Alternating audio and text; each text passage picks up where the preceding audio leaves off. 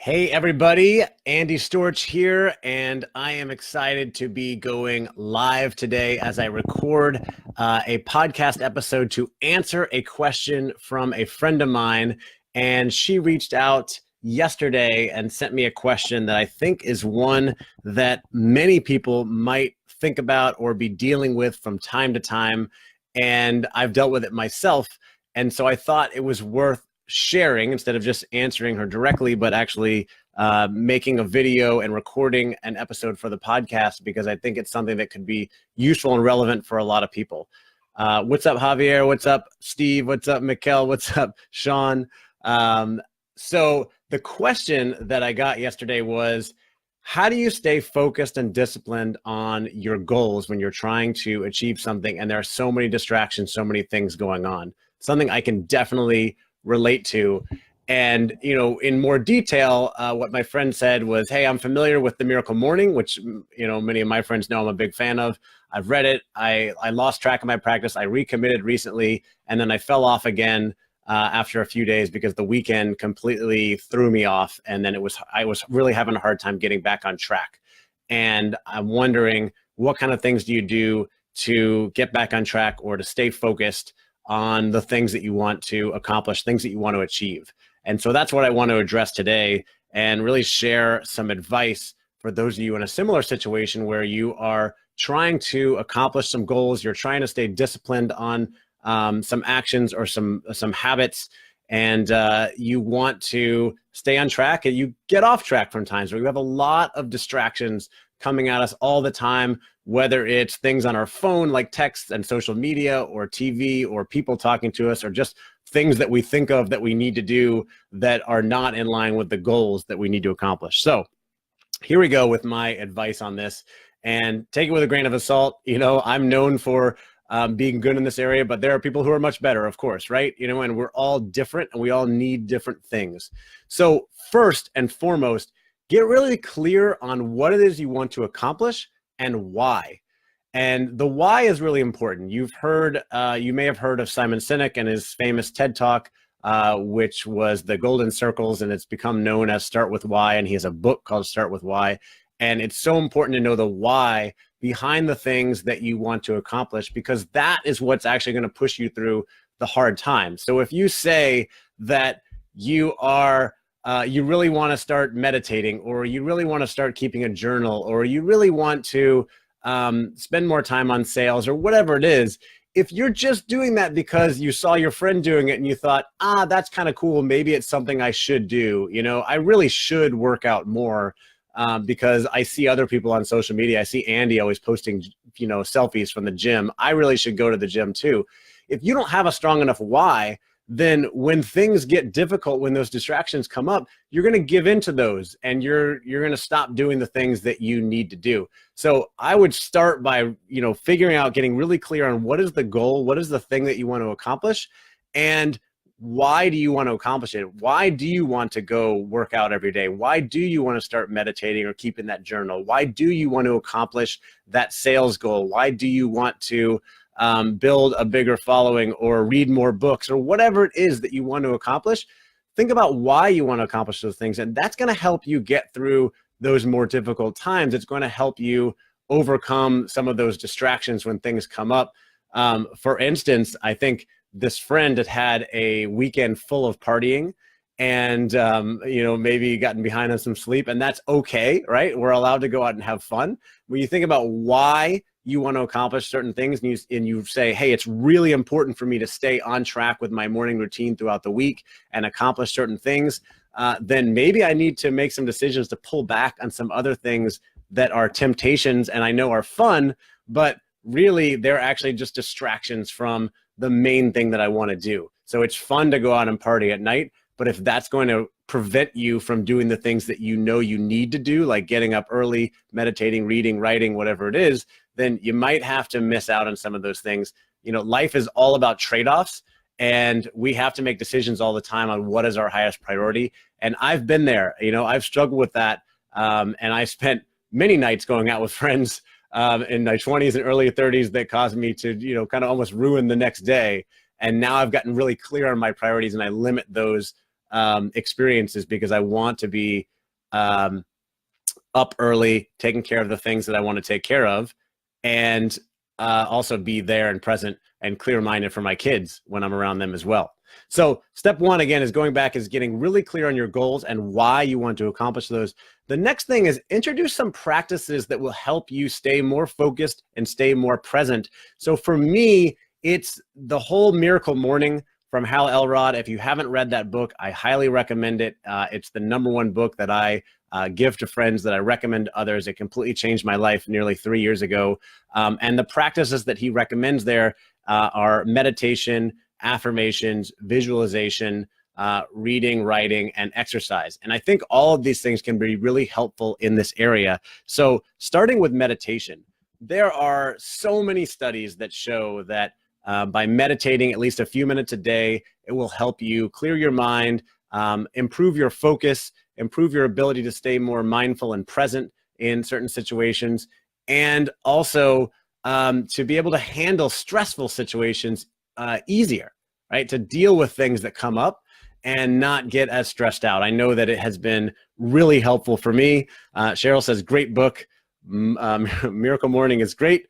As you said, you have to put it into practice, right? And that's what we're talking about today. So you got to put those things into practice. The meditation will help you stay more focused, more mindful, and overcome some of those distractions and some of those stressful moments. The affirmations for me has been really big. Affirmations, not something I'd ever heard of before I started this, but if you're trying to get refocused on a goal, I think the affirmations can be really helpful. And what are they? How do we use them? I'm not going to go into a whole thing about affirmations, but I'll tell you one way I use the affirmations is to put my goals in writing and read them every morning, so that when I get off track, which happens all the time, I read those in the morning and I go, oh yeah, that's right. I committed to eating healthy, or sleeping at least 6 hours a night, or a certain sales goal, or I committed to taking my wife on a date at least once a month, and we haven't been out in a while, so we need to do that. It's a reminder when there's so many things going on. It's a great reminder to you that you have these goals, these things that you committed to and that you want to get done. The next thing is the journal.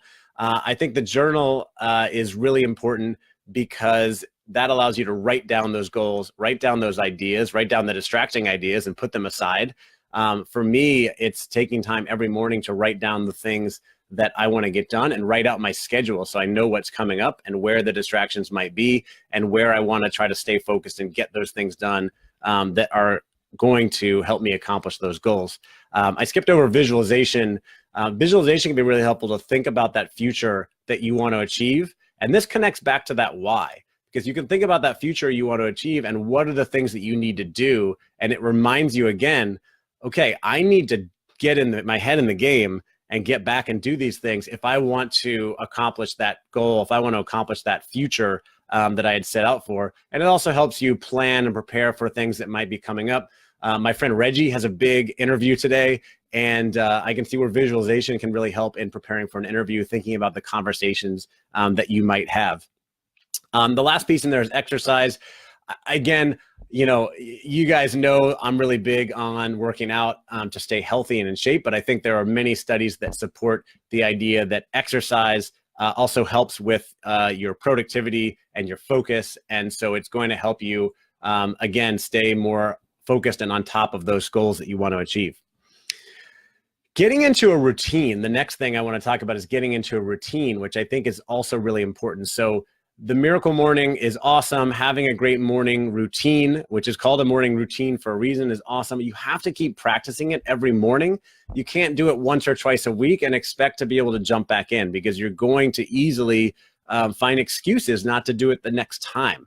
You've got to keep doing it every day to really build that discipline and establish those healthy habits. It takes quite a long time to establish a habit. Hal in the book recommends or suggests a 30-day challenge to try to do it 30 days in a row. There are studies that say that you need to do something 60-something days in a row to establish a habit.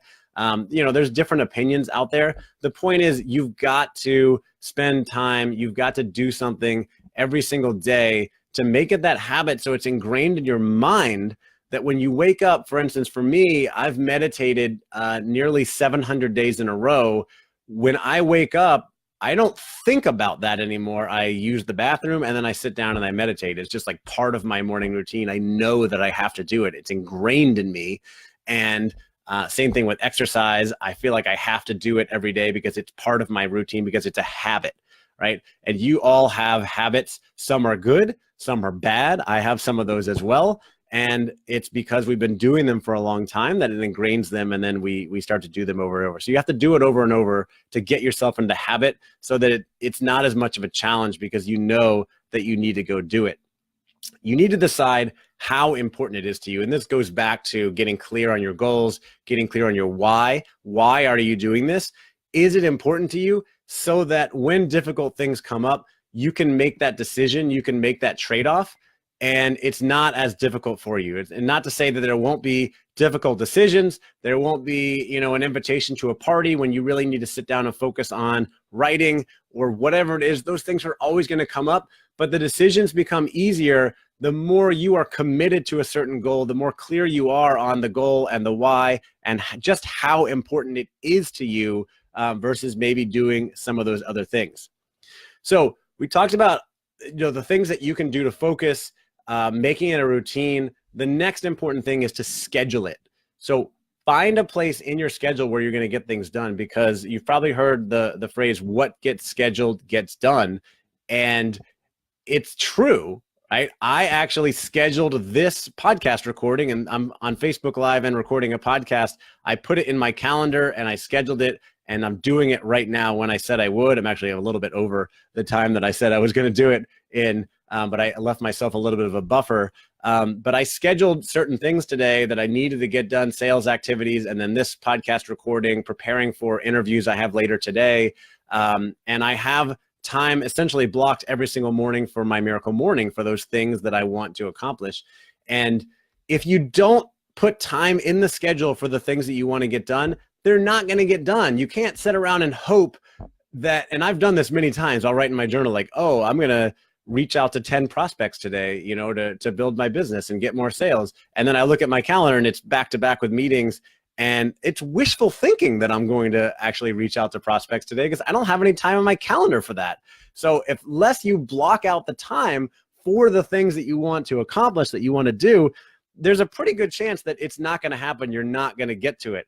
Cheryl said she does time blocking, helps so much. I agree with you. I've gotten away from it a little bit recently, but I learned that from reading a great book by a guy named Kevin Cruz called 15 Things Successful People Know About Time Management. That one's kind of been my Bible for time management and productivity. And one of the big things I learned from that was time blocking. Get out of the to-do list and block the time on the calendar for the things that you want to accomplish. And you're much, much, much more likely to get those things done. Okay, so we got the morning routine. We've got the things that you want to get done. We've got, getting clear on the goals and the why and scheduling things. The next thing I would say, that if you want help staying focused and staying disciplined on, a certain goal or taking actions towards those goals or the routine that you want to accomplish, the next thing I would say is tell someone. Tell someone or tell people or post on social media, hey, I'm starting this workout routine. I'm committed to losing 50 pounds in the next 6 months or whatever it is, right? I'm committed to reading, 20 books this year. Someone, who else wants to join me? Who else wants to hold me accountable? Or tell your friends and, put that information out there, and people will hold you accountable. And even if they don't, you will end up holding yourself more accountable, because what happens, right? You told people you're going to do something. You don't want to disappoint them. You don't want to look like a failure. When I started this podcast, and I'll get to actually the next thing is to find an accountability partner. All right. So not just tell people, but, find someone official that you can pair up with, or join a small group where you're all going to hold each other accountable. So, for example, the morning routine, I have a couple text groups in the morning of people who all said, hey, I want to get better at the morning routine. So can you check in on me every morning? And it was like, sure, that's great, easy. So for well over a year, nearly 2 years now, I've been checking in on accountability with a certain group of friends that want to text me every morning to let me know that they're up, so that I can, if they don't, I can be like, hey, where are you? Why didn't you get up early to practice your morning routine? Have you done your meditation? Have you done the things that you say you want to get done? So that helps to have that accountability group. I've heard of other people that, pair up on certain things, whether they're trying to get rid of a bad habit or an addiction, or they are, trying to establish healthy habits, and they want to check in on each other to hold each other accountable. And I use this all the time with my friends as well. Like, hey, I want to get this done. Can you hold me accountable? Like my meditation streak, when I went on vacation a couple months ago and I was going to be out of my routine, I asked my friend Ben to hold me accountable. Hey, check in on me, make sure that I'm still doing my meditation and some workouts of some kind while I'm on vacation. I found that to be really helpful. So telling someone, find an accountability group. The next level up is find a paid mastermind group that you can join. And if you follow me, I'm a big fan of those. I've been in paid mastermind groups for the last 2+ years. They've been hugely beneficial to me. I've run some groups, both ongoing as well as some one-time mastermind groups recently. When I first started my first podcast, which was the first iteration of this called the Entrepreneur Hot Seat, that was started because in January 2017, I had joined a mastermind group in the Dad's Edge group run by a guy named Larry Hagner, and he challenged us all to set a big goal. And I decided I'm going to launch a podcast by May 1st. And I did that because once I put it out there, I knew that all these people were watching me, these guys in the group, to see like, okay, he said he's going to launch a podcast. Is he actually going to do it? And so because I had that kind of pressure, that accountability, guess what? I launched the podcast on May 1st when I said I was going to launch it. And so that extra accountability from the members of the mastermind group helped. I have that ongoing now. I'm in a mastermind group, and I put out there what I wanted to do this week, and I expect those guys to hold me accountable.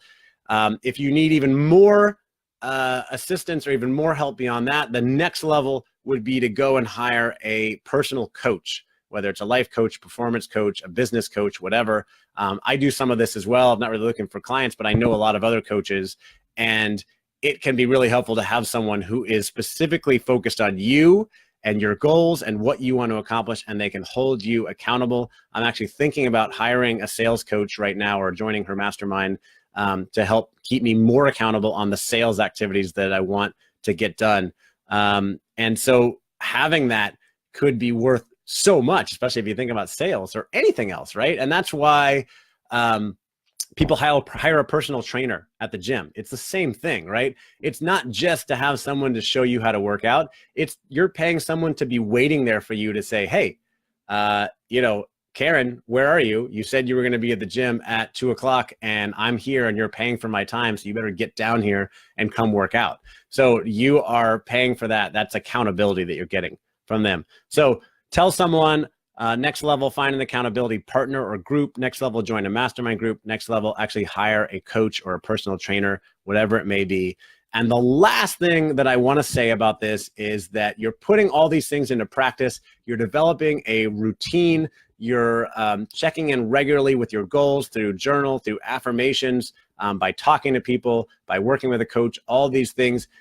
And still, shit is going to happen, right? Things are going to come up. Things are going to distract you. Issues are going to happen with your family, your friends. You're going to go out one night and, stay out too late and, be thrown off the next morning. Stuff is going to happen.